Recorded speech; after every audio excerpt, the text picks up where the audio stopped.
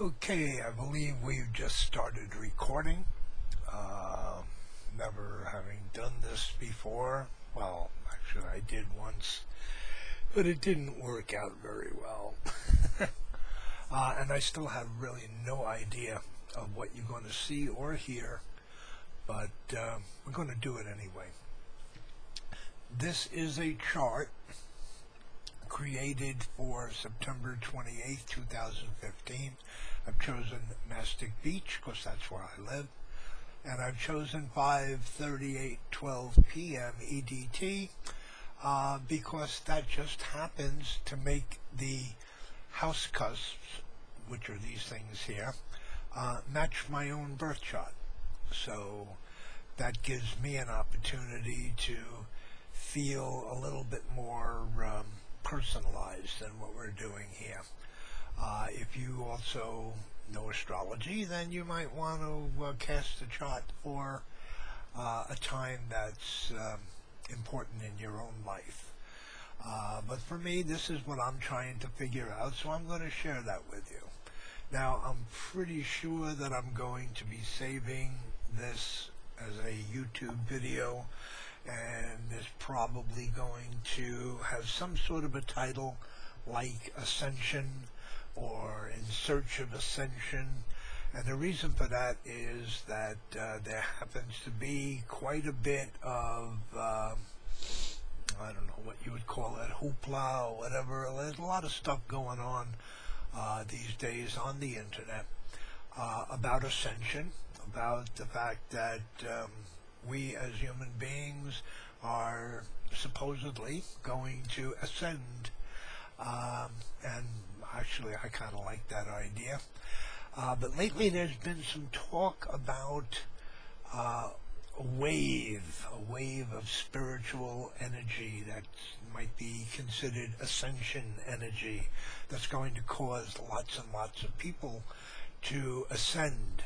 Now, I don't happen to believe that we go any place when we ascend. It's not like the rapture or spaceships or anything like that. I think it's more a matter of how we see things, how we perceive things. But anyway, be that as it may, I've been hearing people talking about September 28, 2015, and I decided that I want to take a look in my chart and just see what's actually happening there, because I am an astrologer. I don't practice as a professional because I don't. But I guess I have enough astrological knowledge to call myself an astrologer. So what are we looking at here? I'm going to assume that some of you know astrology and you're way ahead of me in what we're doing, and some of you know absolutely nothing about astrology, and you only found this because you typed in the word Ascension to a search engine and you just happened to be led here.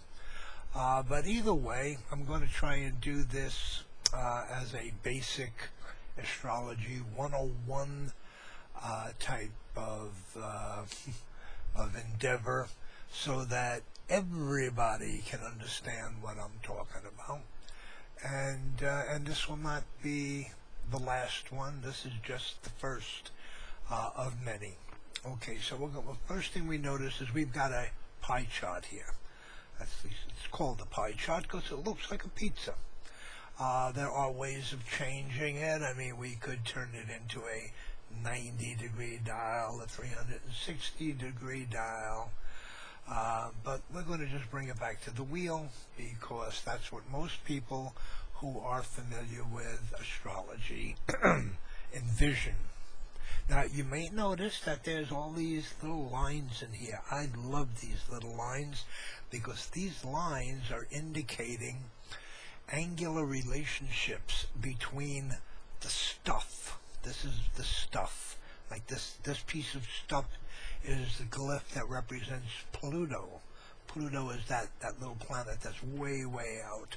And this one is Saturn, and this one is Mercury, and this one is the Sun, this one is the north node of the Moon, This is the part of fortune, which one of these days we'll get into that. This is the vertex. Well, maybe it's the vortex. That's something I never really got into. So if you know what it is, why don't you fill me in? This one's Jupiter. This one's Mars. This one's Venus. This one is Uranus. This is the moon. This is the south node of the moon. This is 0 degrees Aries. And this one is the asteroid Chiron. And this is the planet Neptune. Okay, you know what? This video will be around for a while. If you didn't catch all of that, if I spoke too fast, you could always rewind and play it over and over again until you have learned it. This is just like having a book that talks to you, except nothing. This is like a book that talks to you. Okay, now, number 1. This is the first house. We call these pie slices houses. You might notice that they seem to be a little bit different in size from each other. This is a really big one. This is a big one. These little tiny ones. Each of these houses represents areas of life. Somewhere along the line, when we start to really get deeply into this, you're going to start to marvel, just as I did back in the 1970s when I was first learning this, that all of this could be possible. I was like, who made this? Anyway, so these are the houses. These are your areas of experience. The first house, which happens to coincide with 6 a.m., which would be pretty much the time that the sun is arising or ascending over the eastern horizon of the planet at the time and from the place of birth, which is why we call it the ascendant or the rising sign. I'm going to ask you to hang on just 1 second while I figure out. Yes, I'm getting text messages. If you'll excuse me for just a second, I'm just going to say thank you. Thank you. Actually, I lied. I didn't say thank you. I said thanks. Anyway, you got your first house, which is, let's call it the area of life that has to do with your personal appearance, with your early life experiences. It's think of this line right here, that the line that separates first house from 12th house, which happens to be your subconscious mind, but we'll get to that when we go all the way around. The first house is actually the doorway into earthly manifestation. Forgive me if I sound a little bit off the wall with some of this stuff, but I'm an esoteric astrologer. I'm not an exoteric. And esoteric astrology deals with the evolution of the human soul, whereas exoteric deals with the phenomenal nature of the personality. If you're wondering what all that noise is, I am in the process of knocking over the empty water bottles that are down under my desk.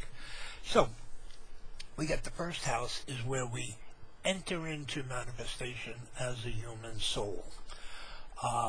It shows us how the rest of the world sees us.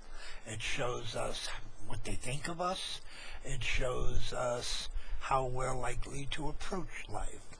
We'll get to what the signs mean afterwards.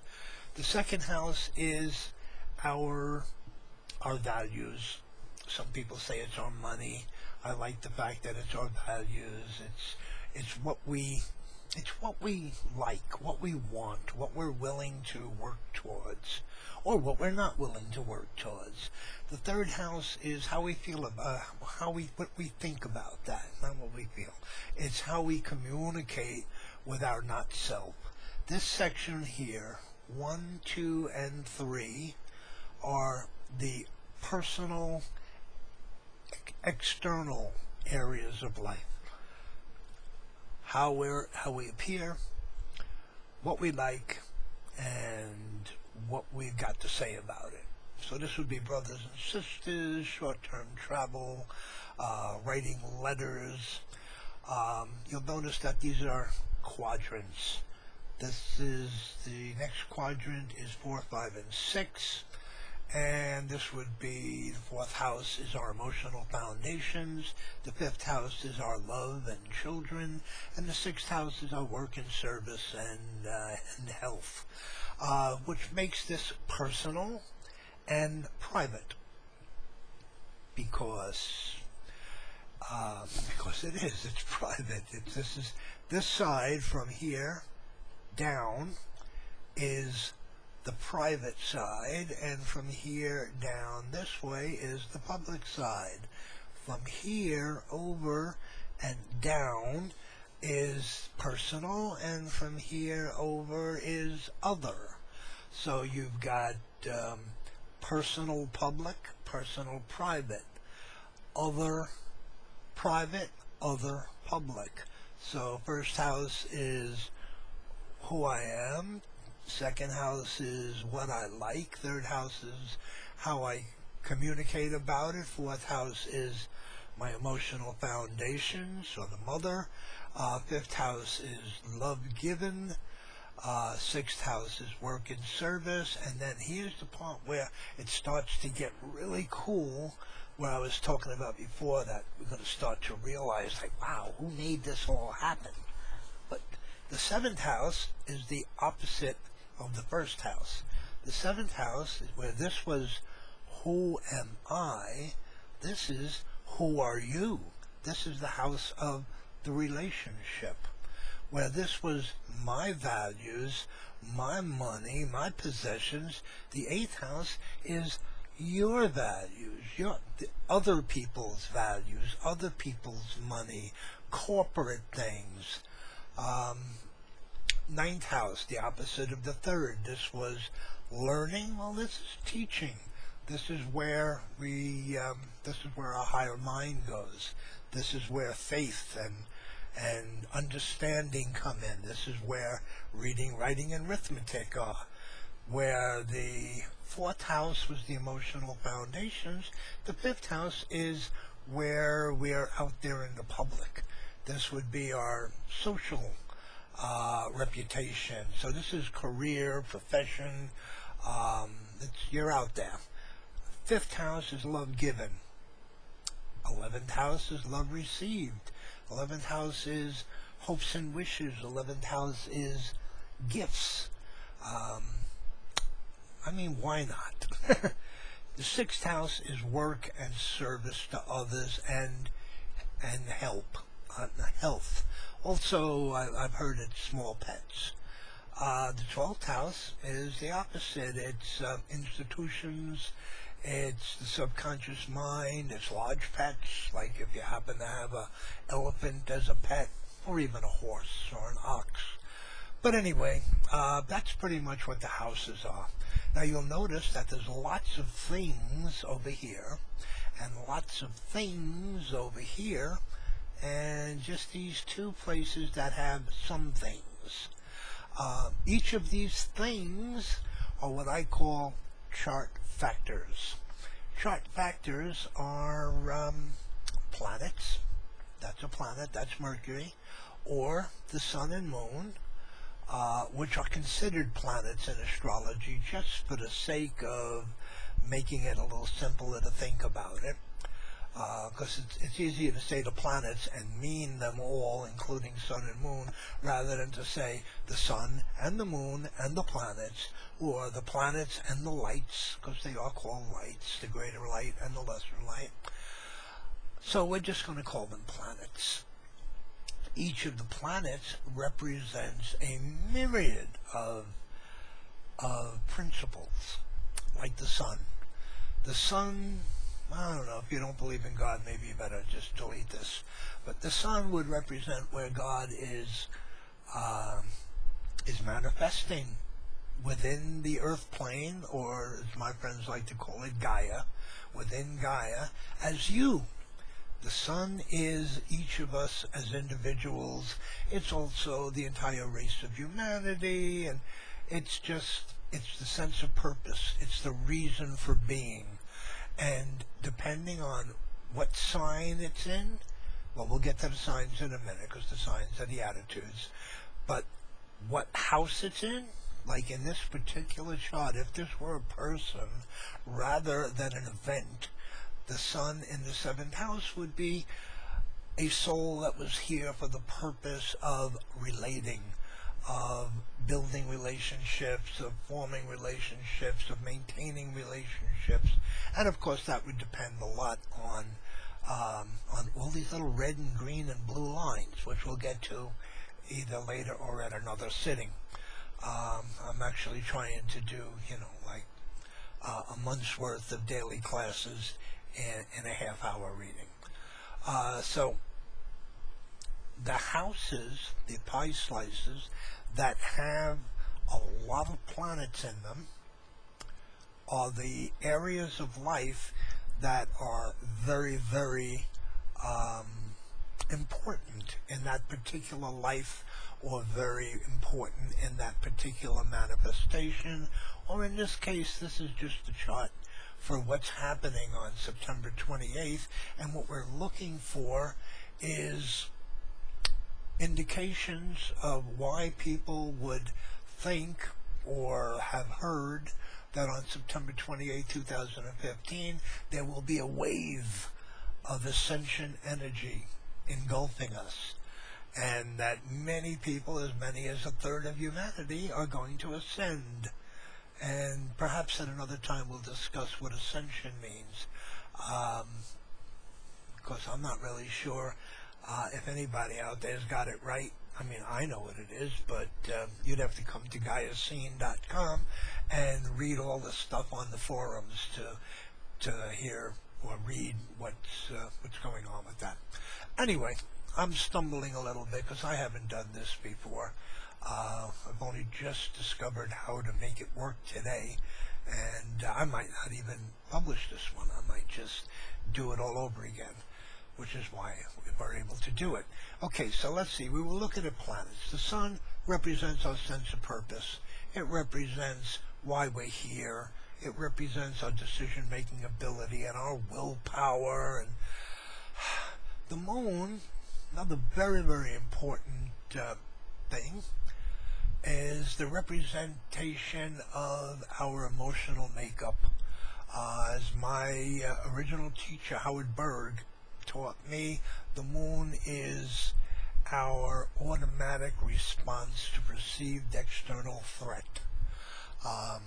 And the reason that that's so is because the moon transits the entire zodiac every 28 days, which means that our attention, our emotional attention, every 2.5 days will be in a different area of life. Like at the time that this chart is made, the attention is hanging out here in approach to life. Obviously, a couple of hours before, it was in the subconscious area of life. And not too long after this, it'll be in the second. It'll be, well, what did we discover of value to that approach? And then it'll move into the third house. So if it's every 2.5 days, the moon's going to move into a different sign. Then you got Mercury up here. Mercury has to do with our ability to communicate. It's called the messenger of the gods. It's our way of walking and talking and thinking. It's the cognitive abilities of each of us, whether that's strong or weak, fast or slow, is all indicated by Mercury. Then we look down here and we see Venus. Venus represents our values. Venus represents our love. Venus represents the aesthetic part of life. It's a pretty nice thing. Venus is good. Venus is very groovy. Anyway, right next to it in this particular chart, we've got Mars. And Mars is our burning desire. Mars is the force behind our coming here in the first place. Mars is desire itself. I remember writing a piece about, in fact I entitled it, Mars Made Me Do It. But Mars is the impetus to everything that we do. If there's anything that has to do with desire, it's Mars. Okay, moving on from Mars, we find Jupiter. Jupiter represents our higher mind. Jupiter represents our faith. It represents our knowledge, not necessarily our learning. If Mercury is learning, Jupiter is teaching. If Mercury is school, Jupiter is university. Anyway, Jupiter is my favorite because I really, really like Jupiter. And Jupiter is also joy and happiness. The vertex, no idea what that is. The part of fortune. Now, the part of fortune is a very interesting thing. In fact, I've written a couple of pieces on the part of fortune that I'm going to have to post at gaiascene.com because the part of fortune is like really, really important. The part of fortune is, if you were to move, let's see, it's the sun and the moon. If you move the sun to the ascendant and the whole chart moves with it, the part of fortune is where the moon would end up. So if we're looking at this, we're going 5 to 11, so that means it's 6 degrees above. So, yeah, okay. So anyway, that's the part of fortune. And where the part of fortune sits in a person's chart is where, if the person is living up to their purpose for being here, then the part of fortune is where we are given divine invitation, divine intervention in our lives. And I like divine intervention. I use it all the time. But of course, in my case, it's sitting up here in the 9th house. So, you know, and it's ruled by Jupiter. And Jupiter is also in the 9th house. So I really like divine intervention. I don't really talk much. I do mostly writing. Okay, so we were looking at Jupiter. And we were looking at, no, we didn't say Saturn yet. Saturn is, you know, a lot of people give Saturn a bad rep because he's been called Satan, he's been called Lucifer, and I wrote on that also quite a few times. Somebody remind me to put that one up there also on gaiascene.com. But Saturn is actually representative of our reality. Saturn represents the limitations and boundaries that are set in place for us to manifest within this lifetime. There's really not much more to say about that. That can't be read on one of the blog posts that I'm going to put up any day now, as soon as somebody reminds me to do that. But anyway, Saturn represents our limitations and our boundaries. And if you have a hard time dealing with limitations and boundaries, then be aware that there are ways to change them, to expand them, to make them never disappear. You can't make them disappear until you ascend. But when you ascend, you won't care anymore whether they have disappeared because you'll be a different person. Okay, so that's Saturn. And after Saturn comes Uranus. Although before Uranus actually comes Chiron. Chiron is the asteroid, which is the only asteroid that that is commonly included in an astrological reading, and that's because it's just so darn important. Chiron is representative of the wounded healer. Chiron shows wherever Chiron is in a chart, shows what it is that we came here to heal, what our soul wounds were. And because of the fact that we spend our lives working on healing that wound, that's where we're able to heal others. So it's pretty important. Then we go to Uranus. Uranus is actually one of the more recent finds out in the world, out in the universe. It was only found, I don't even remember the date, but I do remember reading that the glyph, this thing here, is shaped sort of like a radio antenna because it was found around the same time that the radio was invented. Uranus represents the need to break out of the glass that Saturn has encased us in. And it's a continuous thing. Saturn is constantly molding and building our surroundings, our reality, and Uranus is constantly tapping away at it with his little hammer, Maxwell's silver hammer. Anyway, Uranus is the need to rebel, the need to destroy the boundaries and find something greater. After Uranus, we find Neptune. Neptune is really far out, and Neptune is, in astrology, representative of our ideals. And what is an ideal? An ideal is something that's really, really good. Neptune represents the illusion.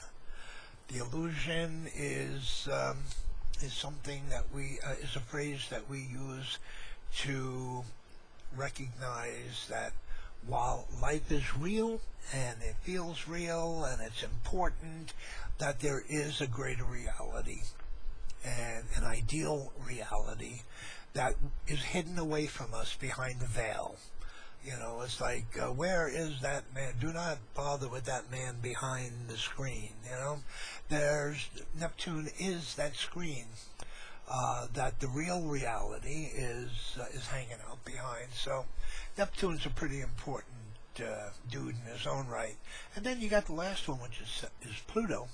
Pluto is one of my favorites. Pluto's the guy that's gonna wreck your life if you don't, somewhere along the line, decide to do the right thing. When things happen, like you blurt out something that you really, really never thought you would blurt out, that's Pluto. Unless you didn't own up to whatever it was when you had the opportunity, so Pluto will do that. Pluto also is the mechanism behind cancer. If you don't live the right kind of life, your body is going to rebel, and Pluto is the impetus to your body doing that. And Pluto is also, and most importantly, the process of evolution. And because of that, if it's good for your soul, it's good for Pluto, even if you don't think it's good for you. So, okay, that takes care of all of the traditional planets. I'm going to add the non-traditional planets now just to see what changes. The non-traditional would be the trans-Neptunian planets, which have been discovered. Well, actually, they've never been discovered. They've never been found. Or maybe one or two might have, and I haven't been paying attention. But back before 1900, there was an astrologer by the name of Alfred Widder over in Germany or Vienna. But anyway, he was born in the 1890s or 60s or something like that. I've got his chart here in this computer, in this software program. But anyway, he postulated that there had to be more planets because their effects were being seen within the lives of people and countries on Earth. And he started tracking it, and he came up with four planets that we have not found, we have not seen, but we know exactly where they are because as they move around the sun, we're able to track their movements by the effects that they're having within the Earth plane. And then his student, I don't remember his name, but I think his second name was Niggerman, he found another four. And this has been well, like 100 years now. So, you know, it's pretty. They call it Uranian astrology. So I'm going to add the TNPs, which is trans-Neptunian planets, and now we've got a much larger picture. I'm going to just name off and just give a word or two about each of the TNPs because I really like when the colors become complex. I mean, I really like it because now with these added, this almost looks like a time of ascension. If I was going to postulate on what would look good on a chart on a day when a wave of spiritual energy was going to wash over the earth, it would look something like this, although it could get even better, but I'm not going to do that right this minute. And I'm going to say that the trans-Neptunians will start up here. This one is called Cupido.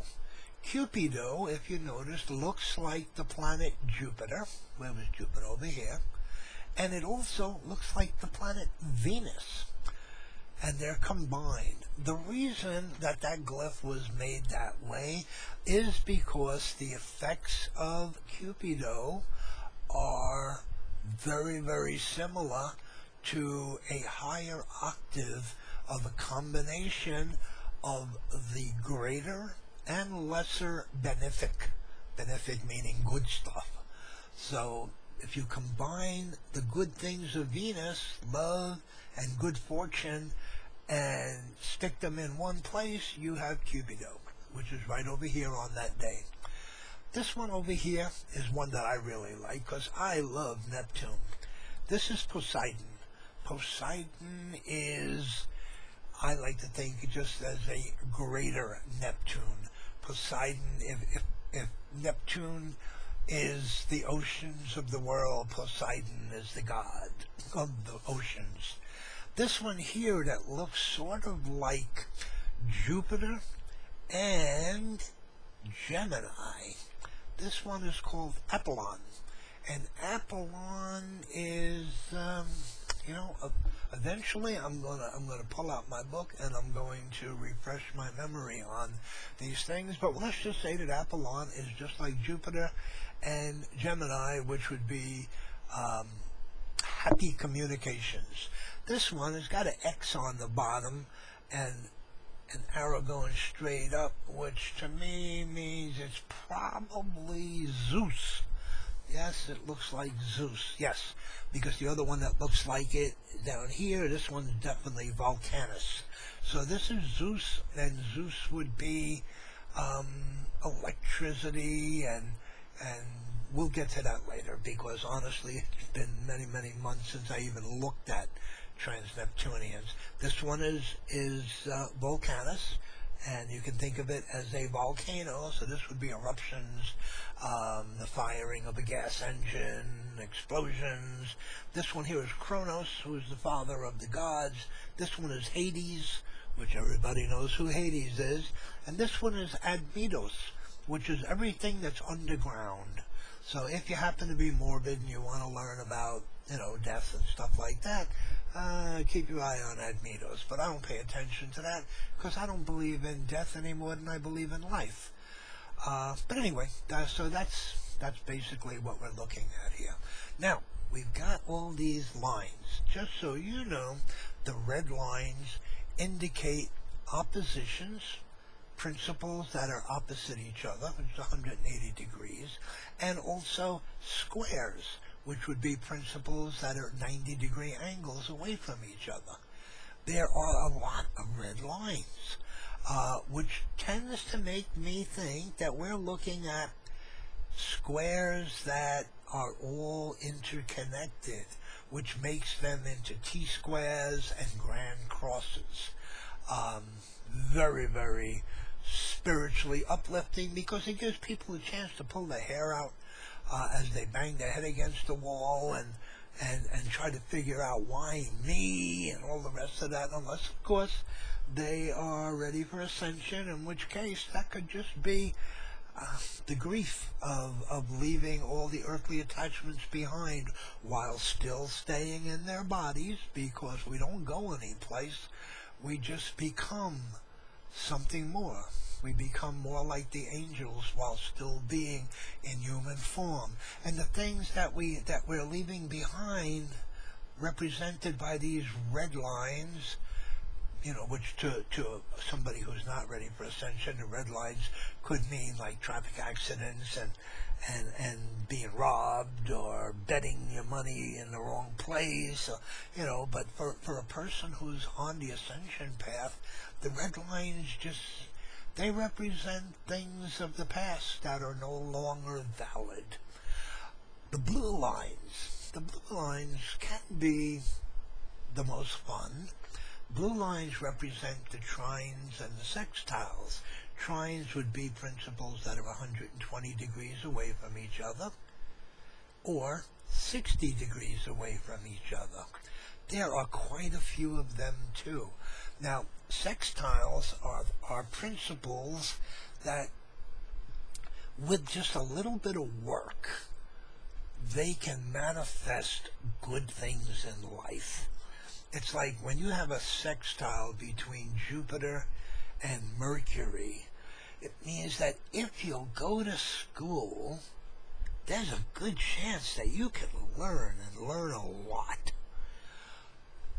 A trine, you don't even have to go to school. You could just put the book under your pillow, go to sleep, and wake up knowing everything. That's how good a trine is. But when the trines are interconnected like they are here, and there's quite a few of them, I don't know if you've noticed, these are grand trines. There's a lot of grand, in fact, you know what?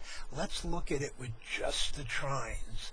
So we'll go up here to settings, and we'll remove oppositions, quincunx, sesquiquadrates, squares, sextiles, semi-squares, semi-sextiles, quintiles, and biquintiles, and see what it leaves us with. Okay. These are all the trines that are occurring on that day. Hot dog, if that doesn't look like a Star of David, I don't know what does. Anyway, are we having fun yet? Looking at the, I don't know if it's probably not showing up on your screen, but I'm looking and I'm seeing that we have, we're at 33 seconds? No, that can't be. I hope this is still recording. Oh my, what if this isn't recording? Well, then it's not recording. At least I know it. Alright, I'm going to give this a break. I'm going to say